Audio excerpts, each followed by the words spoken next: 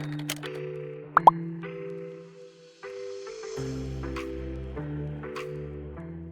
Ting-Yu. I'm a research associate and also a PhD candidate at the Tübingen Center for Digital Education. I'm Tobias. I'm a postdoctoral researcher at the Hector Institute of Empirical Education, and I lead the research area of innovative educational technology here at the Tübingen Center for Digital Education. So as Toby said, we are working in the research area of innovative educational technologies, and I focused on development. And why I think it's important is that now with all these new technologies getting more and more advanced, it's a good opportunity to also apply those technologies into education and see how we can improve children's learning or teachers' teaching and so on. And for example, my research project focused on listening comprehension, how we can use some technologies like virtual reality to create an immersive and interactive environments for kids. In my project, we try to use this VR to improve English listening comprehension because at school, usually teachers focus on writing and reading, not so much on listening skills. And then we had this idea and want to know whether this virtual reality can further foster their listening skills.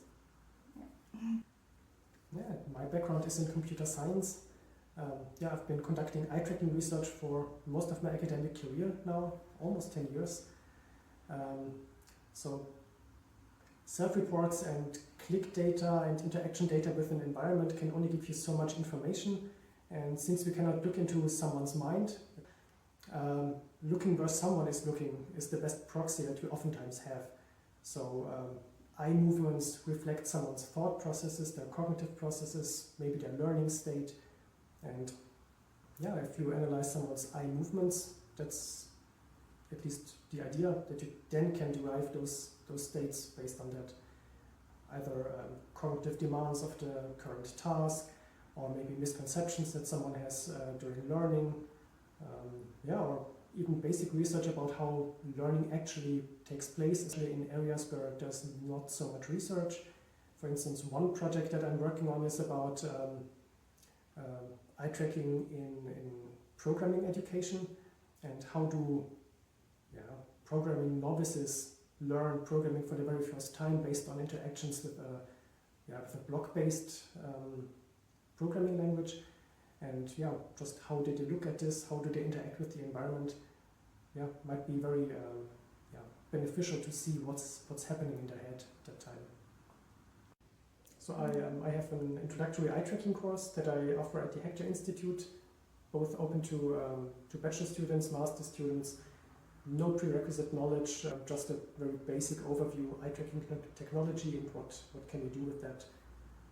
And I do some teaching exports to different universities, but that's just the basics about computer science and not so much technology itself. I've been offering a seminar called AI Tools in Education, where we talk about artificial intelligence, specifically ChatGPT.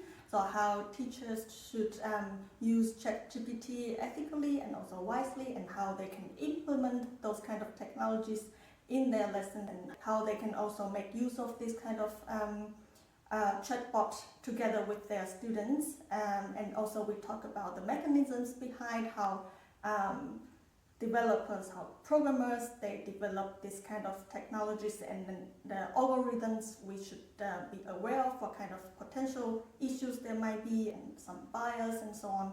And we try to cover different aspects of artificial intelligence, so to prepare future teachers to know what they are dealing with in the future. And we hope that they can make use of those tools to further assist their teaching in the future.